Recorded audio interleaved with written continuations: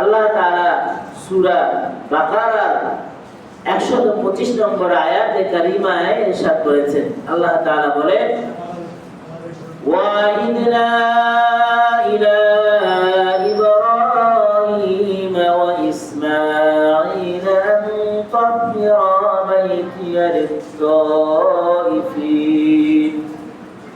ওয়াল আকিফিন war রুকআইস সুজুদ।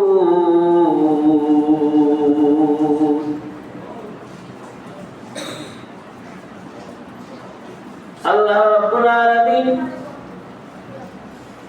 তার প্রিয় দুই পয়গম্বর ইব্রাহিম খলিল ইসমাঈল যবিহুল্লাহর কাছে অঙ্গীকার নিয়েছেন।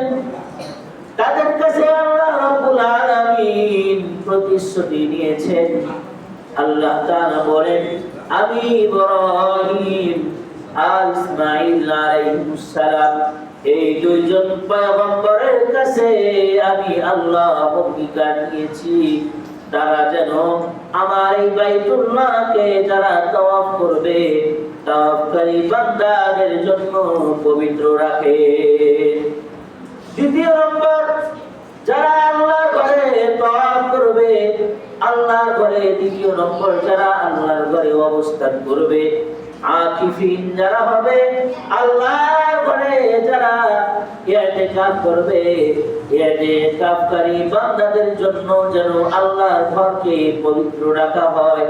এজন্য মহান আল্লাহ তাআলা ইব্রাহিম খলিল আর ইসমাঈল আলাইহিস সালাম এই দুইজন পয়গম্বরের কাছে প্রতিশ্রুতি নিয়েছেন।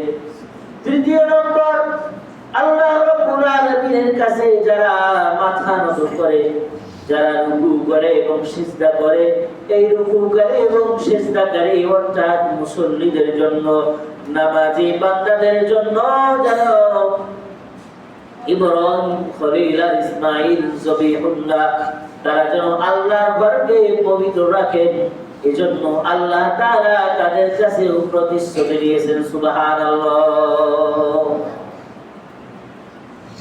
আল্লাহ রাব্বুল আলামিন ইতিকাফের এত মর্যাদা দিয়েছেন, এত শ্রেষ্ঠত্ব দিয়েছেন, যার জন্য আল্লাহ তাআলা নবীদেরকে বলছেন, তোমরা আল্লাহর ঘরকে পবিত্র রাখো যেন ইতিকাফকারীরা আল্লাহর এই ঘরকে, এই ঘরে সুন্দর করে ইতিকাফ করতে পারে।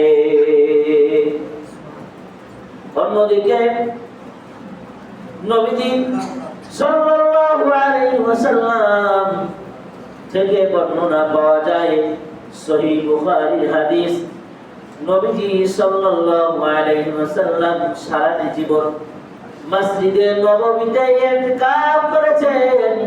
হাদিসের বর্ণনাকারী সাহাবী হযরত আয়েশা রাদিয়াল্লাহু তাআলা, বুখারী শরীফের 2026 নম্বর হাদিস, নবীজি সাল্লাল্লাহু আলাইহি ওয়াসাল্লাম ইরশাদ করেছেন, নবীজি সাল্লাল্লাহু আলাইহি ওয়াসাল্লামের এই হাদিস বর্ণনা করেন আয়েশা রাদিয়াল্লাহু তাআলা আনহা, তিনি বলেন, কানা ইয়াতাকিফু আশরাল আওয়াখির মিন রমাদান হাত্তা তাওফাহুল্লাহ।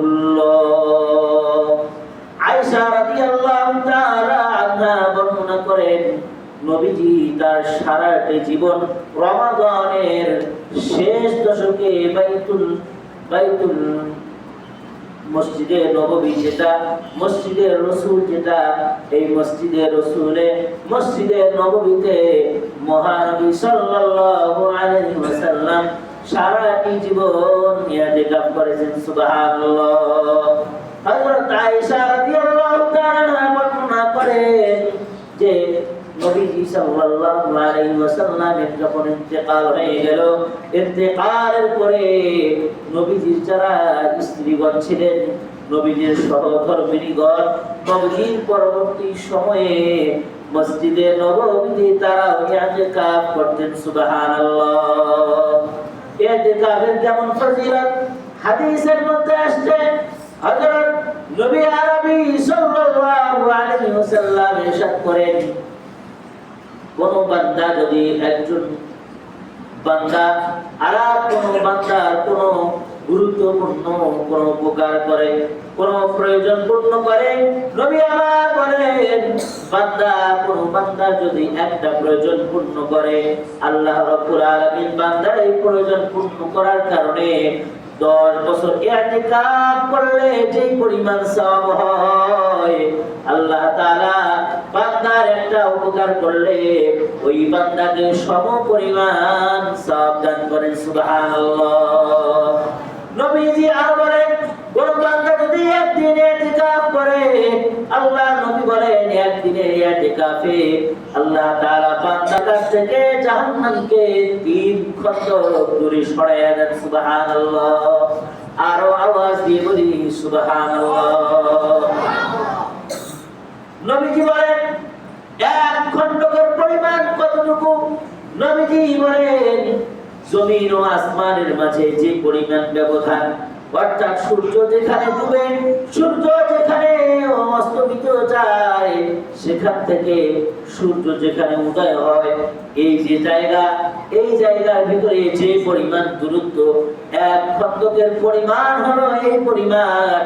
বান্দা একদিন ইতিকাফ করবে, আল্লাহ রাব্বুল আলামিন একদিনের ইতিকাফের বদৌলতে বান্দার কাছ থেকে 3 খন্ডক জাহান্নামকে দূরে সরাইয়া দেন। আওয়াজ দিয়ে বলি সুবহানাল্লাহ। অন্য হাদিসের মধ্যে আসছে নবীজি সাল্লাল্লাহু আলাইহি ওয়াসাল্লাম ইরশাদ করেছেন, যদি হাদিসটা কোন মুহাদ্দিসিনে কেরাম দুর্বল বলেছেন, নবীজি সাল্লাল্লাহু আলাইহি ওয়াসাল্লাম থেকে পাওয়া যায়, কোন বান্দা যদি এই ইতিকাফ করে, আল্লাহ রাব্বুল আলামিন এই ইতিকাফ করার কারণে বান্দাকে 2টা হজ এবং 2টা উমরা করলে যে সওয়াব হয়, ইতিকাফ করার জন্য আল্লাহ তাআলা এই পরিমাণ সওয়াব বরাদ্দ দিয়েছেন। সুবহানাল্লাহ।